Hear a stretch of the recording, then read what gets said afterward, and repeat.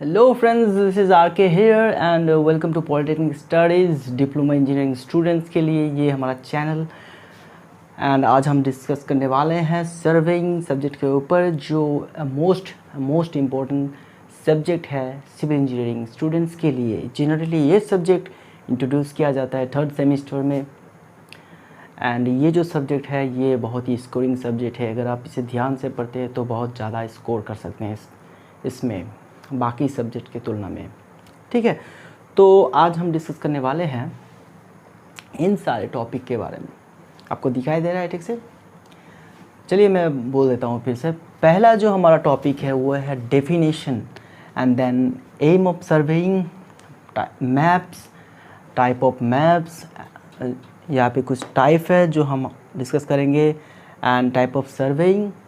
ठीक है, सर्वेइंग कितनी तरह के हैं, एंड प्रिंसिपल ऑफ सर्वेइंग। ये 6 टॉपिक्स हम आज डिस्कस करेंगे इस वीडियो पे। तो चलिए शुरू करते हैं। आज का पहला टॉपिक जो है definition of surveying. What is surveying? Surveying is the art of determining the relative position of various objects on the surface of the earth by measuring the horizontal distance between them and by preparing a map by using a suitable scale. So इसका मतलब ये है कि ये जो surveying है, surveying एक art है जिससे हम क्या करते हैं, हमारे अर्थ सरफेस में जितने सारे ऑब्जेक्ट्स हैं उसको हम उसकी जो मतलब उसके अंदर का जो डिस्टेंस है उसे हम मेजर करते हैं, एंड मेजर करके वो डेटा को यूज़ करके हम मैप प्रिपेयर करते हैं बाय यूजिंग सुइटेबल स्केल। सो मैं आपको एक छोटा सा कंसेप्ट दे रहा हूँ यहाँ पे कि मान लीजिए ये हमारा कोई फील्ड हो गया, आपका कोई फील्ड हो गया, एंड इसकी मैप हमें प्रिपेयर करनी होगी। तो इसमें हम क्या करेंगे कि ये फील्ड में कहीं ना कहीं आपका इलेक्ट्रिक पोल है, और यहाँ पे कोई ट्री है, यहाँ पे एक और इलेक्ट्रिक पोल है, यहाँ पे आपका गोल पोस्ट है, ये दोनों साइड में आपका गोल पोस्ट है, एंड यहाँ पे आपका बैठने के लिए एक रेस्ट रूम है। तो ये फील्ड का हमें मैप प्रिपेयर करना होगा। तो ये मैप हम कैसे प्रिपेयर करेंगे कि पहले हम ये जो सारे ऑब्जेक्ट्स हैं, इन सारे ऑब्जेक्ट्स के जो डिस्टेंस है वो निकालेंगे हम। ओके, आपस का जो डिस्टेंस है वो निकालेंगे। मैं जस्ट एक सिंपल सा कंसेप्ट दे रहा हूँ। ओके, तो ये मान लो L1, L2, L3, L4, L5, L6 and L7। तो ये 7 डिस्टेंस है। अभी आफ्टर मेजरिंग, चेन से मैं मेज़र कर रहा हूँ या फिर कोई टेप से मेज़र कर रहा हूँ, तो L1 जो निकला हमारा वो है 500 मीटर, L2 हमारा निकला 100 मीटर, L3 हमारा निकला 100 मीटर। वैसे सारी ये जो सारे है is equal to L4, L5, L6, L7, ये सारे हैं 100 मीटर के। ठीक है, अभी देखते हैं कि इसे हम मैप प्रिपेयर कैसे कर सकते हैं। अब मैंने डेफिनेशन में ये कहा है कि हम यहाँ पे सुइटेबल स्केल को यूज़ करेंगे। तो अगर हम मैप प्रिपेयर करने जाएंगे किसी पेज में, तो हमारे पेज में उतनी बड़ी जगह तो नहीं होगी कि हम वहाँ पे 500 मीटर को रिप्रेजेंट कर सके। मतलब मान लीजिए आपका मैप ही अगर 500 मीटर का हो तो वो मैप बनाने की कोई फ़ायदा ही नहीं है। जाके फील्ड में देख लो ना यार, मैप क्यों बनाएंगे हम। तो मैप का मतलब है कि पेज में हम उसे एक सूटेबल स्केल को लेके ये जो लेंथ है टोटल इसके रिड्यूस करके हम यहाँ पे रिप्रेजेंट कराएंगे। तो हम यहाँ पे स्केल लेते हैं, एक स्केल जो है मैं यहाँ पे स्केल लिखना चाह रहा था। जो स्केल जो है वो लिखेंगे 1 centimetre is equal to 100 metre, okay. या फिर इसे 10 मीटर ले लेते हैं, एक बड़ा सा स्केल ले लेते हैं 10 मीटर। मतलब ये पेज में 1 सेंटीमीटर अगर मैं कोई स्ट्रेट लाइन ड्रॉ करता हूँ तो उसका मतलब है वो 10 फील्ड में 10 मीटर को रिप्रेजेंट करेगा। तो L1 कितना था हमारा 500 मीटर, मतलब 500 मीटर मतलब 500 को अगर 10 से डिवाइड कर लेंगे तो 50 आ जाएगा, 50 सेंटीमीटर। तो ये जो लाइन हम यहाँ पे ड्रॉ करेंगे ये है हमारा 50 सेंटीमीटर, ठीक है। सेम टू सेम हम कर रहे हैं यहाँ पे। एंड L2 हमारा था 100 मीटर, मतलब 10 सेंटीमीटर को यूज़ करेंगे। एंड यहाँ पे फिर 10 सेंटीमीटर, फिर 10 सेंटीमीटर, फिर 10 सेंटीमीटर, ओके, फिर 10 सेंटीमीटर, फिर 10 सेंटीमीटर, ओके। ये सारे हमारे 10 सेंटीमीटर है, ओके। तो ऐसे हम करते हैं सर्वेइंग, ठीक है। अभी इस फील्ड के सारे जितने सारे ऑब्जेक्ट्स हैं हम यहाँ पे शो करा रहे हैं, रिप्रेजेंट करा रहे हैं bye preparing a map by using suitable scale. तो इसे हम कहते हैं सर्वेइंग। अभी बात करते हैं हम एम ऑफ सर्वेइंग। सर्वेइंग का एम क्या है? एक्चुअली सर्वेइंग हम करते इसलिए है कि किसी भी एरिया का जो सारे ऑब्जेक्ट्स हैं उसे हम एक मैप के थ्रू रिप्रेजेंट कर सके, कि उस मैप को देखने से हम उस एरिया का पता चल जाता है कि भाई कहाँ पे कौन सी डिस्टेंस पे कौन सा ऑब्जेक्ट है, ठीक है। तो aim of surveying is to prepare a suitable map to represent an area and the objects, okay. So ये रहा आपका एम। आपको मैं एक बात कहूँगा कि आप अपना नोट जो है ये खुद बनाइए, ठीक है। बुक से आप कलेक्ट करें, इन्फॉर्मेशन कलेक्ट कीजिए, इंटरनेट से कलेक्ट कीजिए, बहुत सारे बुक्स अवेलेबल हैं, आप उनसे इन्फॉर्मेशन जो है वो कलेक्ट करके आप खुद का नोट बनाइए। अगर आप खुद का नोट बनाते हैं तो आपको काफ़ी अच्छी तरह से समझ में आएगी और काफ़ी अच्छी तरह से आपको याद हो जाएगा, ठीक है। आप अगर दूसरे का बनाया हुआ नोट पढ़ते हैं तो ये बुक पढ़ने के ही जैसा है और कुछ नहीं, ठीक है। तो आप खुद का नोट बनाइए ताकि आपको बहुत अच्छी तरह से याद रहे सारे टॉपिक्स। अभी चलते हैं हमारा थर्ड टॉपिक जो है मैप। अभी मैप तो आपने सभी लोगों ने देखा है। ये मैप क्या है? मैप एक्चुअली किसी भी एरिया का एक ग्राफिकल और पिक्टोरियल रिप्रेजेंटेशन है कि उस एरिया में हमारा कितने सारे ऑब्जेक्ट्स हैं, कौन कौन से कहाँ पे है सिचुएटेड है। तो ये सारे आपको रिप्रेजेंट कराया जाता है मैप में, ओके। आप अगर किसी कंट्री का मैप ले लेते हैं तो आप इंडिया की ही अगर मैप लेते हैं तो इंडिया में कहाँ पे कौन सा स्टेट्स है, कौन सा डिस्ट्रिक्ट्स है, कहाँ पे रिवर्स है, कौन सा रिवर है, कौन सा माउंटेन है, तो ये आपको सारे मैप में समझ में आ जाएगा, ठीक है। अब चलते हैं टाइप्स ऑफ मैप के बारे में। टाइप्स ऑफ मैप बहुत सारे हैं मैप, लेकिन मैं यहाँ पे सिर्फ कुछ मैप की ही बात करूँगा। जैसे कि आपका फर्स्ट मैप आ गया टॉपोग्राफिकल मैप। टॉपोग्राफिकल मैप का मतलब ये है कि इस मैप में हम किसी भी कॉन्टिनेंट, किसी भी एरिया का जो नेचुरल फीचर्स है, जैसे आपका फॉरेस्ट आ गया, रिवर्स आ गया, लेक्स आ गया एंड माउंटेन्स, हिल्स, सो जो भी हो ऐसे इस तरह के नेचुरल फीचर्स को रिप्रेजेंट किया जाता है, उस मैप को हम कहते हैं टॉपोग्राफिकल मैप। एंड उसके बाद आ गया हमारा कैडास्ट्रल मैप। तो कैडास्ट्रल मैप है कि प्रॉपर्टी के जो बाउंड्री लाइन को दिखाता है जो मैप, वो है हमारा कैडास्ट्रल मैप। ये आपका गांव का, जैसे कोई गांव का विलेज मैप हो गया। विलेज मैप में आपको जो लैंड है उसका बाउंड्री लाइन दिखाते हैं, ठीक है। किसी भी फील्ड का बाउंड्री लाइन दिखाते हैं। तो ये प्रॉपर्टी से रिलेटेड है हमारा कैडास्ट्रल मैप। एंड उसके बाद चले जाते हैं हम इंजीनियरिंग मैप के बारे में। इंजीनियरिंग मैप ऐसा मैप है जिसमें आपको इंजीनियरिंग स्ट्रक्चर्स के बारे में डिटेल्स दिया जाता है। जैसे आपका ब्रिज है, रोडवे, रेलवेज, सो इस तरह के इंजीनियरिंग वर्क्स जो है स्ट्रक्चर्स जो हैं उसका डिटेल्स आपको जिस मैप में रिप्रेजेंट करा जाएगा वो है हमारा इंजीनियरिंग मैप।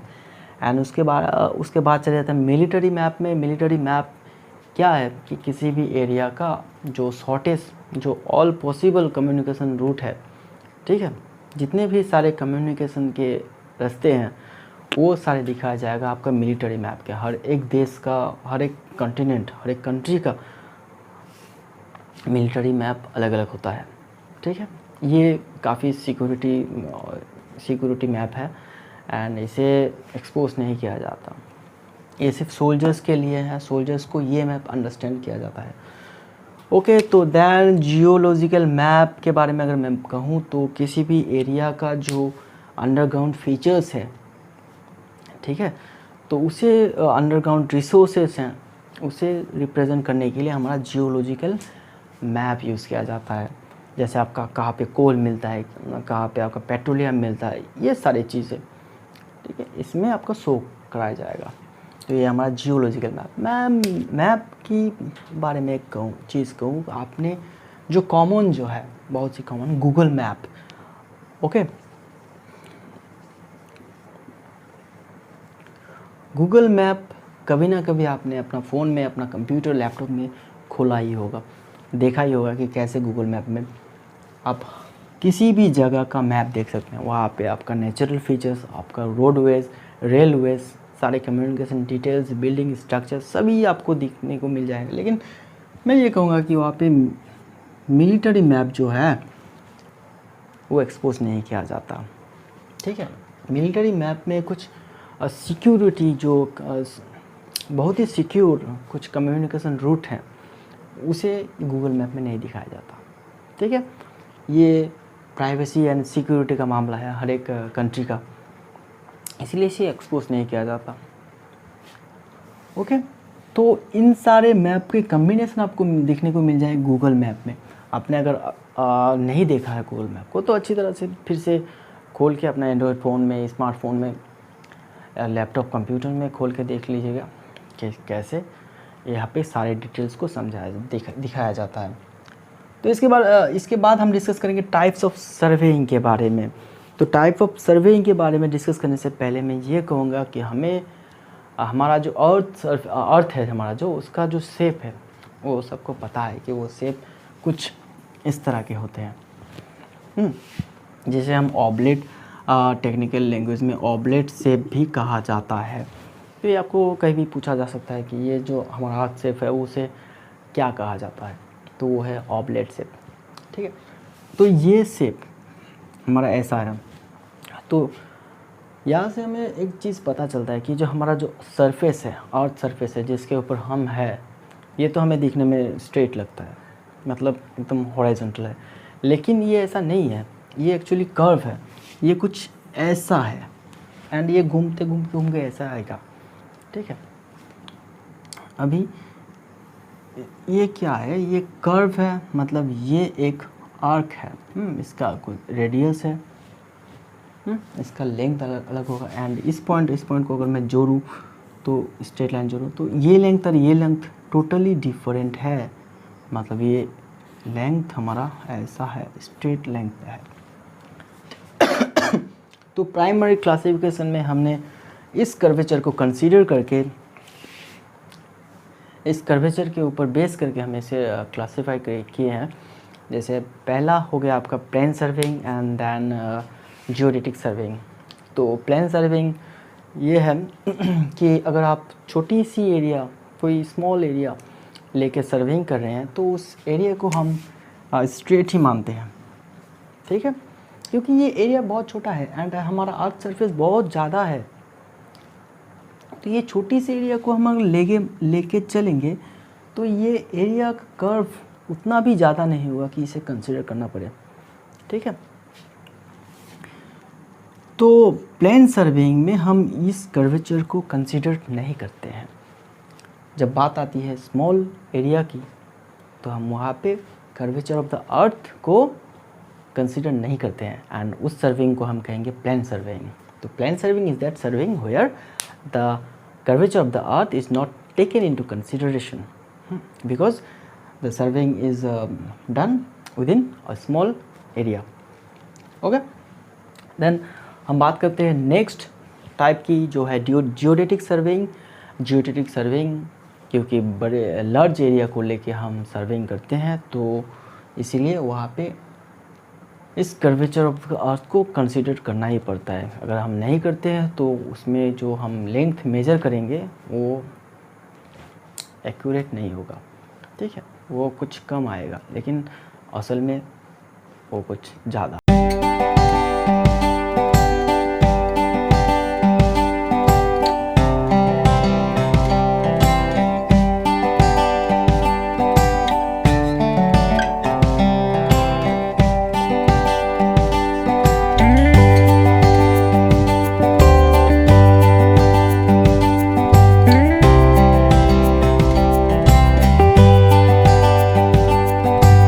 एरिया कितना लार्ज मतलब इसका लिमिट होना चाहिए मस्ट, कि प्लेन सर्विंग कितने मैक्सिमम कितने एरिया तक हम कर सकते हैं। तो वो एरिया है हमारा 250 स्क्वायर किलोमीटर।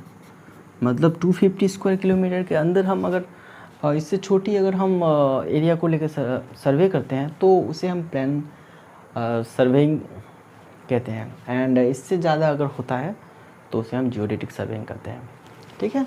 अब नोट की बात ये है कि पम्प बॉब आपने देखा होगा। पम्प बॉब एक जो मेसन्स के पास होते हैं, जो लोकल लैंग्वेज में हम उसे मिस्त्री कहते हैं, जो लोग घर बनाते हैं। तो उस मिस्त्री के पास एक इक्विपमेंट होता है, एक टूल होता है, जहाँ पे आपको एक डायमंड जैसा, एक लोहे का एक डायमंड जैसा शेप का रहता है यहाँ पे, एंड आखिर में एक पेन जैसा रहता है जिसके बीच से आपको एक रोप दिया जाता है। तो जो भी हो अब ये हो गया हमारा पम्प बॉब। ओके, ये पम्प बॉब यूज़ क्यों करते हैं? किसी भी वॉल या किसी भी स्ट्रक्चर का जो वर्टिकल लाइन है उसे देखने के लिए कि ये वर्टिकल है कि नहीं, एकदम वर्टिकल है कि नहीं, इसे देखने के लिए। तो प्लेन सर्वे में हम सरफेस को क्या मानते हैं? स्ट्रेट मानते हैं। एंड यहाँ पे अगर दो पम्प बॉब को हम अगर देखेंगे तो दो वर्टिकल लाइन मिलेंगे जो कि पैरेलल होंगे, कभी इंटरसेक्ट नहीं करेंगे अपने आप को। एंड अगर हम बात करेंगे जियोडेटिक सर्वेइंग के ऊपर, तो यहाँ पे इसके एकदम वर्टिकल एंड इस पॉइंट के वर्टिकल पम्प बॉब को देखेंगे तो ये लाइन जो होगा पम्प बॉब लाइन, वो एकदम पैरेलल नहीं होगा। मतलब ये आके एक पॉइंट पे इंटरसेक्ट करेगा। एंड कहाँ पे इंटरसेक्ट करेगा? सेंटर ऑफ द अर्थ पे, ठीक है। तो ये था हमारा क्लासिफिकेशन ऑफ सर्वेइंग। एक हमारा मिल गया प्लेन सर्वेइंग एंड दूसरा मिल गया जियोडेटिक सर्वेइंग। ओके, इसके बाद हम डिस्कस करते हैं प्रिंसिपल ऑफ सर्वेइंग। आपको दिखाई दे रहा है कि नहीं यहाँ पे? अगर नहीं दिखाई दे रहा तो मैं कह रहा हूँ, फर्स्ट जो पॉइंट है, फर्स्ट जो प्रिंसिपल है वो कह रहा है कि to work from whole to the part. And second principle is to locate new station at least with 2 fixed point। तो पहला प्रिंसिपल का अर्थ ये है कि हमें किसी भी एरिया का अगर सर्वे करना है तो पहले टोटल एरिया को हमें इनक्लोज करना होगा। ओके, एक फिगर से इनक्लोज करना होगा। देन उस एरिया को हम डिवाइड करेंगे कुछ ट्रायंगल्स में, well condition triangle. Well condition triangle का मतलब ये है कि एक ऐसा ट्रायंगल जिसका मिनिमम जो एंगल है वो 20 डिग्री से कम नहीं होगा, एंड जो मैक्सिमम एंगल है 120 से ज़्यादा नहीं होगा। तो ये हमारा वेल कंडीशन ट्रायंगल, ठीक है। तो let me explain the first principle.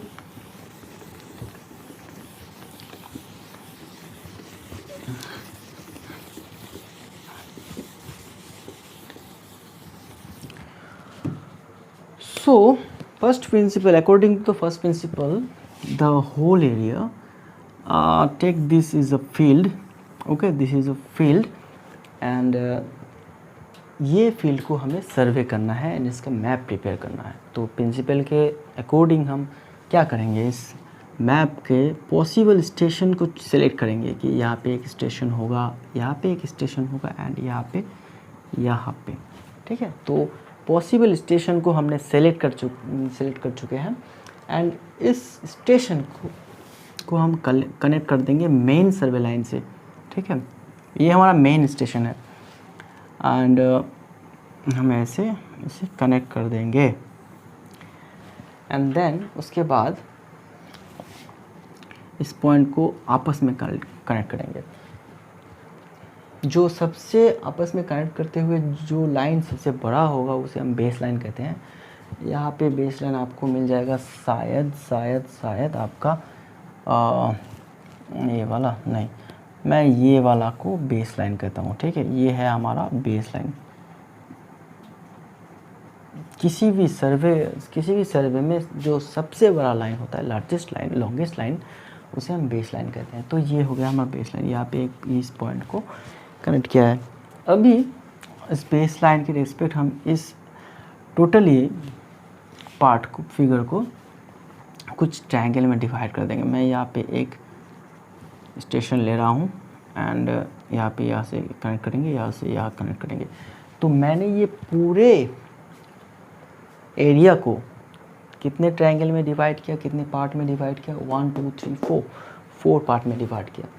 And according to principal, अब ये जो हमने पार्ट डिवाइड किए, ये ट्रायंगल डिवाइड किए, ये 1 नंबर ट्रायंगल है हमारा, ये 2 नंबर, 3 नंबर एंड ये 4 नंबर ट्रायंगल है हमारा। तो ये 1 नंबर ट्रायंगल का साइड को मेजर करेंगे, ओके।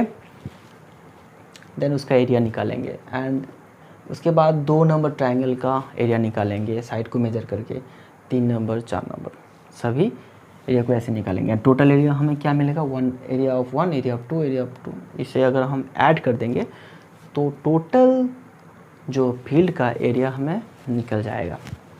अब बेनिफिट क्या है? ये प्रिंसिपल हम क्यों फॉलो करेंगे? इसके पीछे तो रीज़न होना चाहिए ना, कि ऐसे ही हम आके प्रिंसिपल को ही लिख दिया, हम फॉलो कर लिया बस। उसका पीछे कुछ रीज़न है। चलिए फर्स्ट थिंग दैट हमने पूरे एरिया को इनक्लोज कर चुके हैं। अब इस लाइन को पहले हम मेन लाइन को हम पहले, जो मेन लाइन था हमारा, पहले डिवाइड करने से पहले जो मेन लाइन था उसे हम एक्यूरेटली मेजर करेंगे, प्रोसेस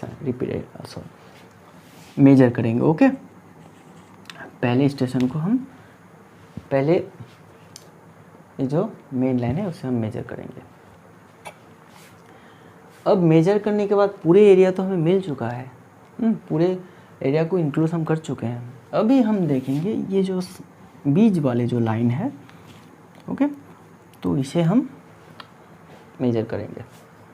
तो ऐसे क्या होगा कि अगर गलती से कहीं हमारा ये लाइंस जो है मेजर करने में गलती हो जाती है तो क्या होगा कि ये गलती को हम डिटेक्ट कर सकते हैं, ठीक है। मान लो कि मैं ये लाइन को माना हो, अब इस ट्रायंगल का पहले तो मैंने बेस लाइन को मैंने मेजर कर लिया है, बेस लाइन को मैंने मेजर कर लिया है। अब इस ट्रायंगल का साइड को मैं मेजर अगर करने जाऊँ तो क्या होगा? ये 1 नंबर साइड है, ओके, ये 2 नंबर साइड है, ये 3 नंबर साइड है इस ट्रायंगल का, 1 नंबर ट्रायंगल का।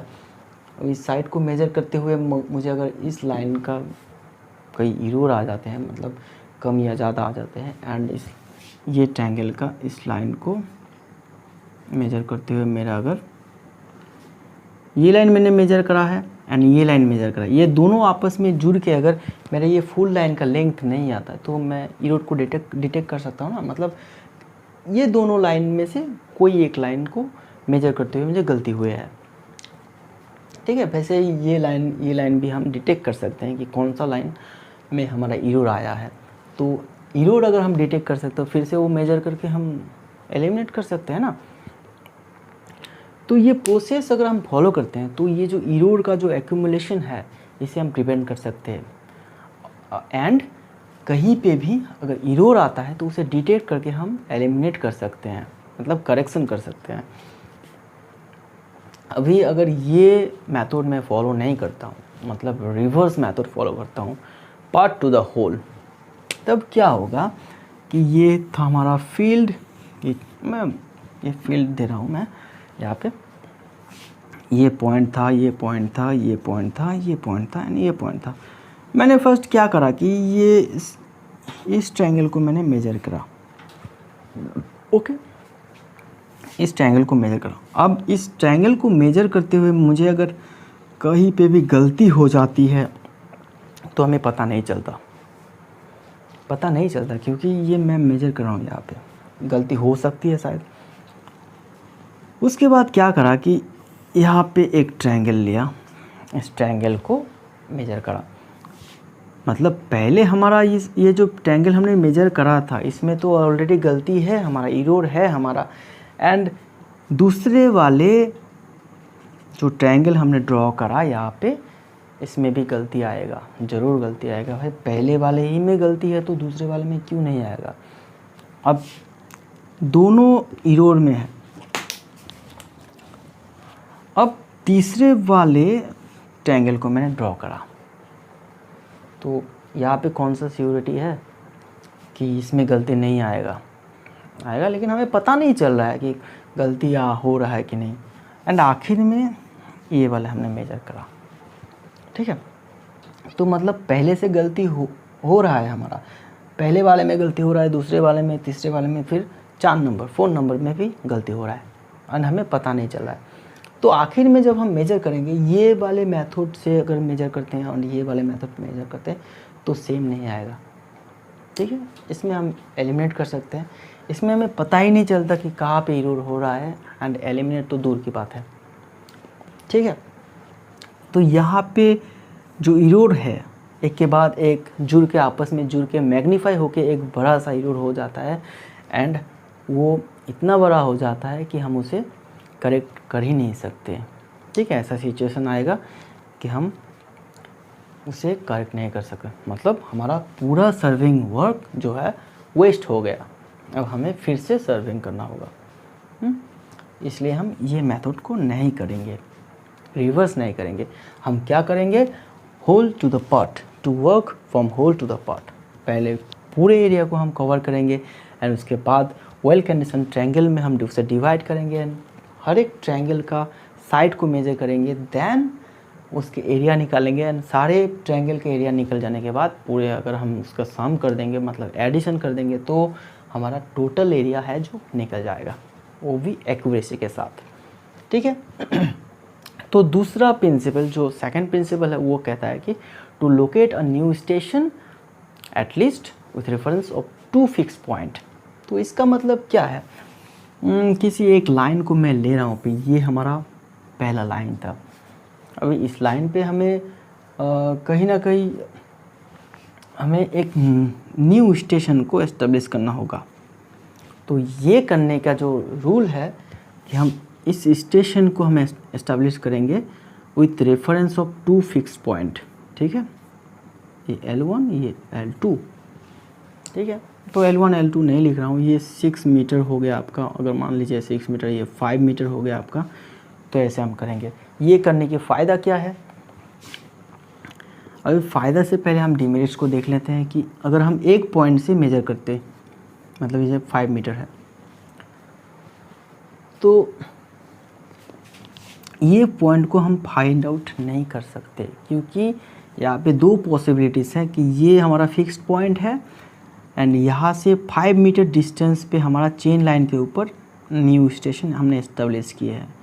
तो ये इधर भी हो सकता है एंड पॉसिबल है कि ये इधर भी हो सकता है 5 मीटर के डिस्टेंस के, ठीक है। तो इसलिए हम नहीं करते। तो हम इस प्रिंसिपल को फॉलो करेंगे कि हमें कोई भी स्टेशन अगर एस्टेब्लिश करना है तो एटलीस्ट 2 फिक्स पॉइंट से हम उसे मेजर करके उसे एस्टेब्लिश करेंगे, ठीक है। हम 2 से ज़्यादा भी ले सकते हैं, कोई बात नहीं, लेकिन 2 से कम नहीं ले सकते। अगर 2 से कम लेते हैं तो पॉसिबिलिटीज़ होते हैं कि वो स्टेशन और दूसरा कहीं भी हो सकता है, ठीक है। उसे हम फाइंड आउट नहीं कर सकते तब, ओके। तो ये था हमारा आज का टॉपिक। आप मुझे कमेंट बॉक्स में ज़रूर लिखिएगा कि मेरा वीडियो कैसा लगा आपको। एंड अगर कहीं गलती या मिस्टेक हो जाते हैं तो आप कमेंट बॉक्स में ज़रूर लिखिएगा। एंड आपको किस तरह के वीडियोस चाहिए ये भी ज़रूर मेंशन कीजिएगा। एंड अच्छा लगे ये वीडियो, फ़ायदे का लगे तो प्लीज़ लाइक कीजिएगा, शेयर कीजिएगा एंड सब्सक्राइब करना तो मत भूलिए, क्योंकि मैं आगे आपको बहुत सारे ऐसे वीडियोस देने वाला हूँ। हमारा क्लास स्टार्ट हो चुका है ऐसे ही बहुत डिले हो चुका है हमारा क्लास स्टार्ट होने में, लेकिन अब स्टार्ट जो हो गया है तो अब बस रुकेंगे नहीं, चलेंगे, सीखेंगे बस। चलो इंजीनियर भाइयों, थम्स अप, लाइक करो मेरे वीडियोस को एंड मेरे चैनल को सब्सक्राइब करो। Thank you, have a good day.